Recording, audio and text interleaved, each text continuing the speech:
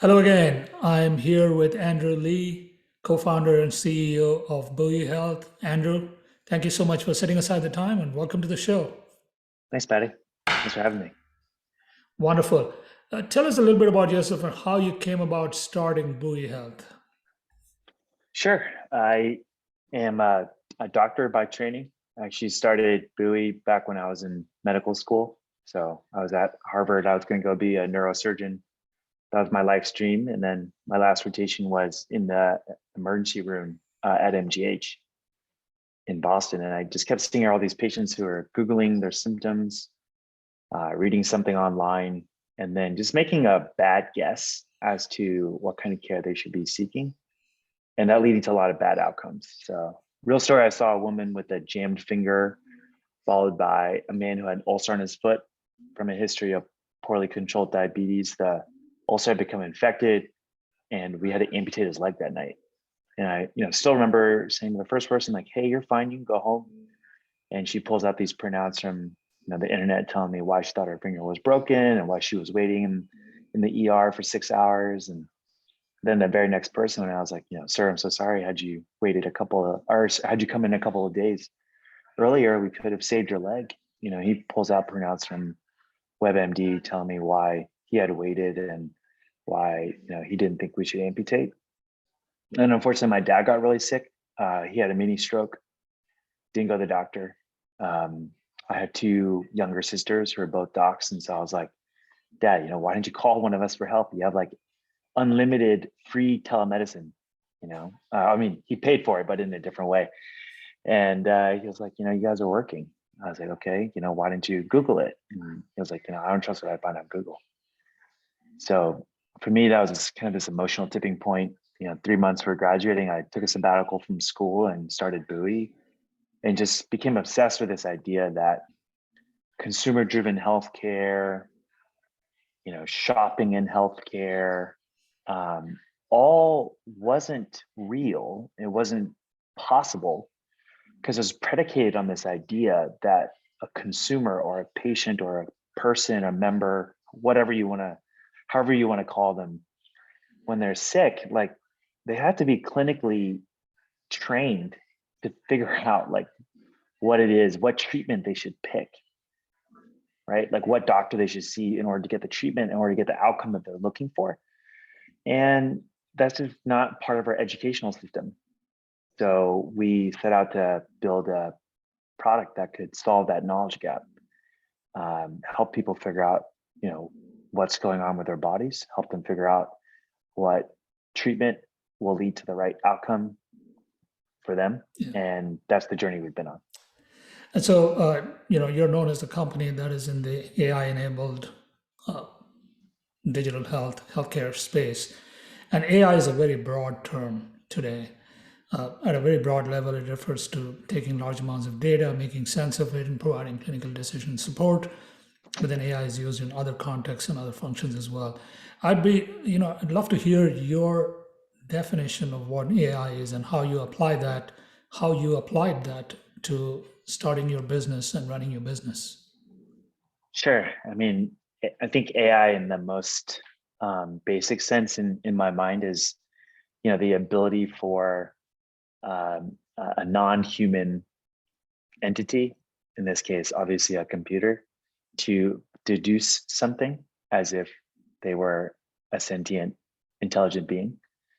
So all of the definitions, Patty, that you threw out there, that falls under that very broad umbrella. I think it's a too often used buzzword today for statistics and data science and the ability to turn data into insights. I think that's as simple as that. And I think, it's a overhyped, overused kind of term. Specific to our application of AI, it's as simple as, imagine if you could communicate with a computer program that communicated back to you in a way that a clinician would. And the net result of that communication back and forth, it feels like you're texting with someone, is that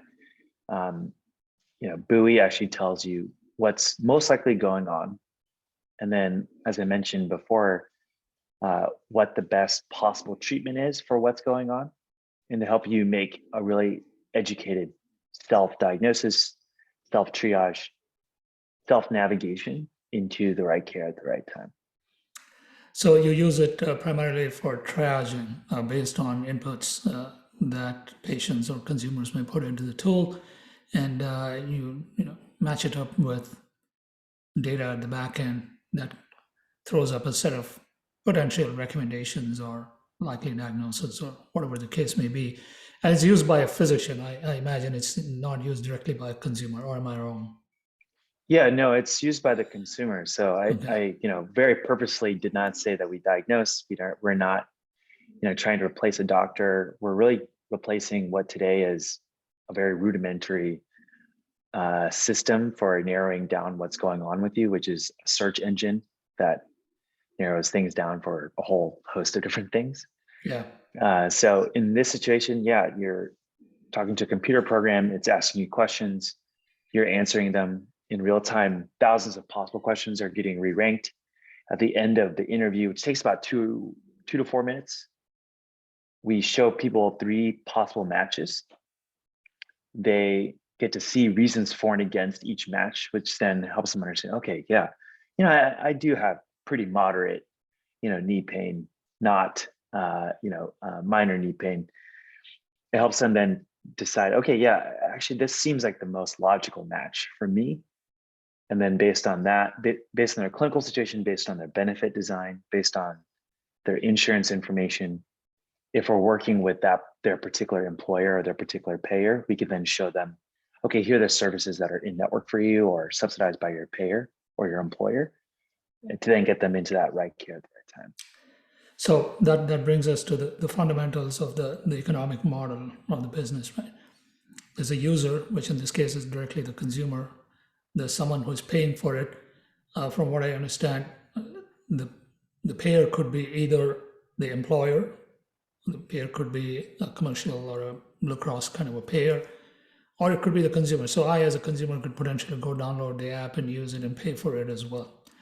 Uh, all of these are the sources of revenue for the company.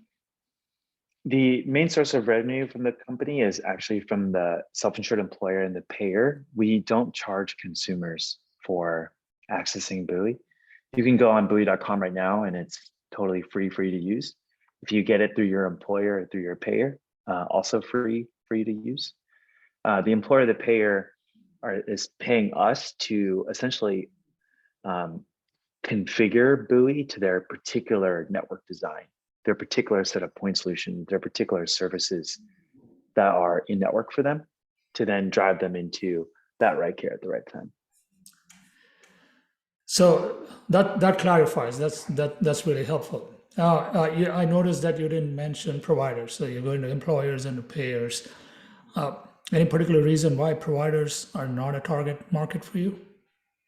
It's a really good question because it kind of gets at where we're headed next. From an original kind of company perspective, we started out working with some health systems, and when we started looking at data coming from our deployments, the use case was, let's help a consumer navigate a complex health system, right? What we found was that when we would ask people up front what kind of care they're looking for, and then we would see where they ended up going, we were de-escalating like 50% of ER visits, 48% of people who originally were going to the urgent care, 42% of primary care. And it was pretty astounding how, if you remove like uncertainty and fear from the equation, how often that was de-escalating people's care. And health systems, in no fault of their own, are in their transition right now from fee-for-service to value-based care. They're somewhere along that spectrum. Let's call it 80-20. When you show someone that data that, hey, we're actually potentially reducing the number of people that come in, that 80-20 math starts to play out, Yeah. right? And so it's not a great fit for that use case. So, Yeah. sorry, go ahead, Patty. No, no, no. I was smiling because this is the classic conundrum, right, for digital health solutions. And I was just curious. I couldn't stop myself. I had to ask you, how long did it take you to figure out that providers are not going to be thrilled about this? That's a good question. I would say about a quarter. I think we had the benefit of having some investors on the payer side who helped us know that that would be the eventual landing spot of where we would be very valuable if we were able to change behavior and move people into the right care. And so it was one of those things where like, oh, look, we're actually de-escalating care. You hear from a couple of potential prospects that, oh, I don't know, that's not that interesting. It was immediate, like, okay, we should be moving to self-insured employers and payers like right now. And so that was the shift. But I will say that going into this year, where we're headed as a business is that we have 30 million consumers that come onto Buoy every single year directly onto buoy.com. We work with 3 of the largest payers and hundreds of self-insured employers. And so the next opportunity for us is to say, well, if we can drive consumer-driven healthcare, if we can make healthcare shoppable with our technology that kind of takes the shopping decision out of the hands or out of the domain of a doctor who shops on your behalf or a doctor who guides your shopping decision, is now the opportunity for us to actually bring services directly onto Buoy, providers directly onto Buoy, to enable this 3-sided marketplace where what the marketplace's core function is to do a really complex match between that consumer and exactly what service they should be going to. Yeah. Focusing less on health systems, more on digital health solutions. Patty, you probably had podcast folks, or you've had guests on here, many of the companies that we're talking to and partnering with, but there have been 1,900 digital health companies founded in the last 2 years. So bringing them on to Buoy and helping them find the right patient for them is kind of the next stage of the business. Interesting. That's an interesting model. So you really your compadres in the digital health world are potentially your customers as well. But I want to go back to just to round out that thread. Sure. Even though you said that you decided to move on from providers, you did say that it was an 80-20, and we know that only 20% of healthcare is on some kind of a value-based, capitated kind of a model, but that percentage is expected to grow. So do you think that at some point in future, the ratio will change enough for you to go back and be interested in talking to health systems again? And if so, are we a year away, a quarter away? Definitely not a quarter, but are we a year away or are we 5 years away? What's your read? It's such a good question. I think that with the success of digital health on the value-based side over the last couple of years, it's a forcing function for the rest of healthcare to move in that direction. So I don't think that we are a decade away, but I will caveat and say we're not a year away. Yeah. Healthcare moves at the pace that it moves. COVID was a massive accelerant for the digital version of that. I think there's going to be continued momentum moving in the direction of value-based care. But legacy ways of making money, let's call it, are hard to unwind. Yeah. Yeah. Well, that's a great segue to the next theme I was going to explore with you. You talked about forcing functions. 2 years ago, we had this forcing function, which was the pandemic. Mm-hmm. Now we are in another forcing function, arguably, which is this acute shortage of labor everywhere in the economy and in healthcare in particular. I read an estimate. In fact, I read a report by, I think, the American College of Healthcare Executives that came out this month, which said the number one priority challenge for healthcare CEOs today, shortage of labor. And I was on a I was in a talk actually today where it was hosted by an automation company where one of the big drivers for their growth is really eliminating or backfilling human labor with automation technologies. Is that the next forcing function? Do you see that as a forcing function for your kind of a business? When I say that, I mean any AI enabled business that reduces the workload on caregivers, clinicians, and quite frankly, consumers in getting to the right decisions quickly and getting to the right treatments quickly. Absolutely. I think that it's been an underlying, in some ways, unstated problem for many years. But you're right that it is acutely a problem now, where for an average person, access to care is really hard. Patty, you were telling me about, you have a family member living in Boston. The average wait time in Boston, where we're headquartered, is 49 days to see your primary care doctor. And this is like 5 years ago. I don't even know I don't want to look up what the number is today. And so access has always been a problem, and access is now an even bigger problem as we're seeing kind of this massive burnout, of healthcare workers across the entire spectrum of different types of clinicians and workers. I happen, as I mentioned, to have some siblings, in the healthcare field, and many friends and former, classmates of mine in the healthcare profession, and they feel a massive amount of strain, and it's very easy to see why there is that shortage.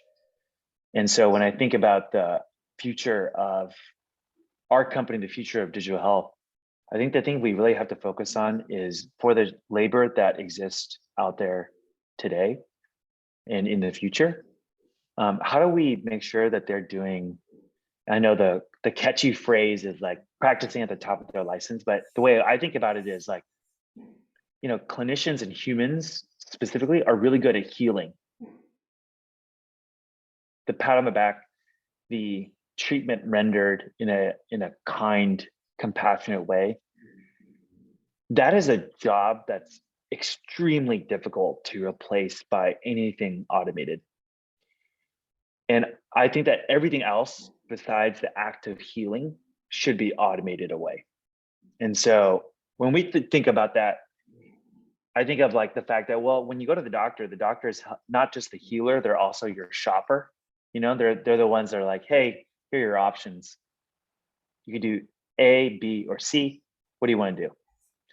I feel like if you could automate that part away, and again, you allow the clinician to be the healer, to do what they do best the moment they actually need it, the amount of work that could take out of the clinician's day in the room, but also more importantly, from a documentation perspective, and thus like a billing perspective, and thus like a post-care, run down and find,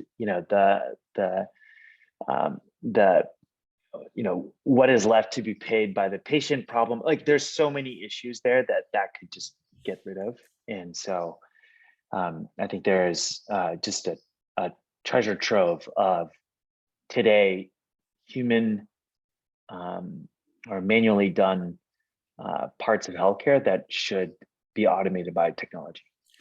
And there is a considerable increase in interest in automation technologies. RPA has made a lot of inroads in the administrative functions space, and we are seeing increasing use of voice recognition technology, for instance. And all indications are that it's going to increase even further, even though they are at fairly low-level applications today relative to what they could possibly do going forward, which is really enabling data-enabled approaches to care that that climb up the value chain and are providing intelligent clinical decision support. Which brings me to the next question. In a data-enabled technology business, What are the biggest challenges that you have encountered as an entrepreneur in building this business from a data aggregation, data management, data quality, data analysis standpoint? I would say the biggest problem is and this is I don't think my insight here is gonna be unique or interesting whatsoever, Patty, but I would say that the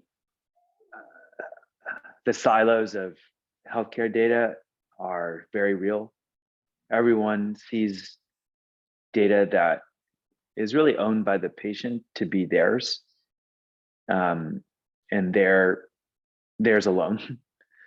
And to not want to share that in any form or fashion in the guise of like HIPAA and patient privacy, I think is like a real challenge. And like I said, patient privacy and data ownership and all of that from a compliance perspective makes a ton of sense, and that is correct. But if a patient, again, who owns their own data consents to having their data moved from one place to another for the betterment of their care and for the betterment of their experience in healthcare, that should be made really easy. And today, that's just not the case. Obviously, a ton of that digital health investment has gone into businesses to make healthcare more interoperable, to liberate that data, to clean it, make it more actionable, drive more insights. And so I'm hopeful, over the next few years that it gets easier and easier for a consumer to tangibly hold their data in a meaningful way. Well, let's talk about the flip side of that too. Right? Consumers definitely must have access to their own data, and I completely agree with that. Now, the flip side to the story is that if the data it falls into the wrong hands, there can be all kinds of unintended consequences. Consumers may not know what they're sharing with others, why they're sharing it, what the secondary and tertiary uses of the data are. And I just read recently this. It's like a wild west out there. There are application developers and companies that have access to the data, and they're selling it or passing it on. And in many cases, that is the essential business model for a lot of the companies that are aggregating this data. Again, not pointing any fingers at anybody here, but I'm pointing to that as potentially a flip side. And the unintended consequences can be mild to severe. And there are many examples of some of those unintended consequences.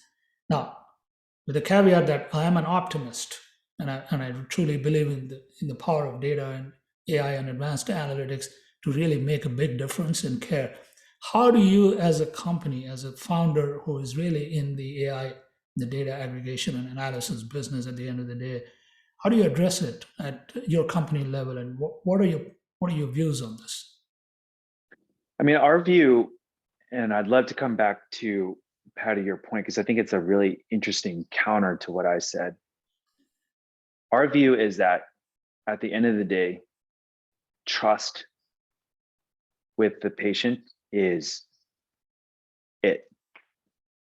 If we're a company that's trying to drive better decision making at the consumer level, to empower people to get the right care at the right time so that we make healthcare more efficient, if the consumer doesn't trust us with that, their decision, then it's like, why do we exist whatsoever? So when it comes to how we treat their data, how we protect their data, who gets access to their data, any action, whether real, intended, or not, that eats at that trust is kind of a non-starter for us. When it comes to, I think that is a nice kind of,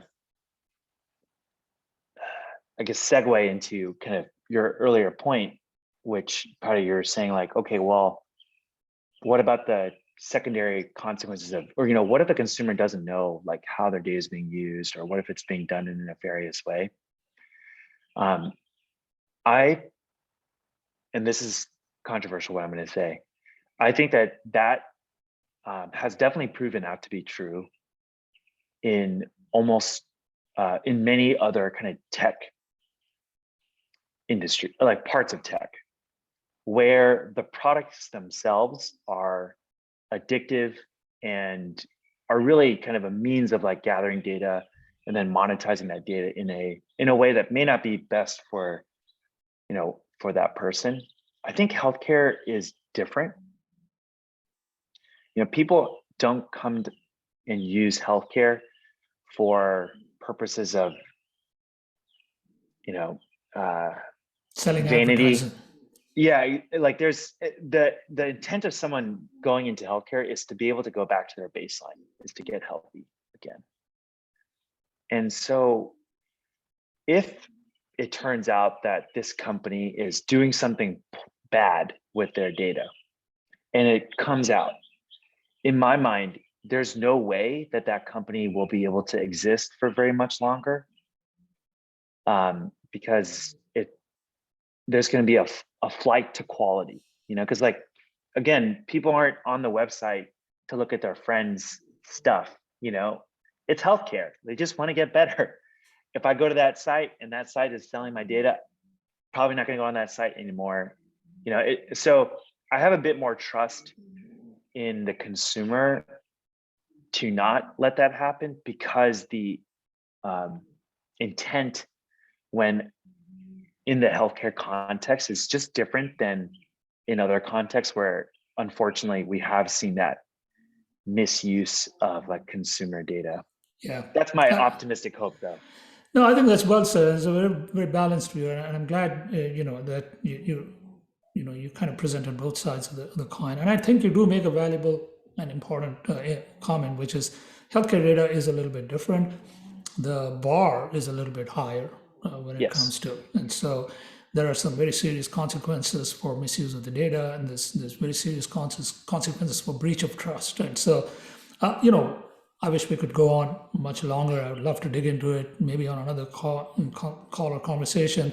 Fortunately, we are coming up to time here. I do want to take the last couple of minutes that we have to ask you to share a couple of learnings from your entrepreneurial journey for all your friends and colleagues in the digital health world, in the startup world. 30 billion or more in VC money went into startups last year. Chances are it's going to be much higher this year. And what have you learned in the last couple of years that you would like to share with your colleagues, especially those that are looking to start a company now?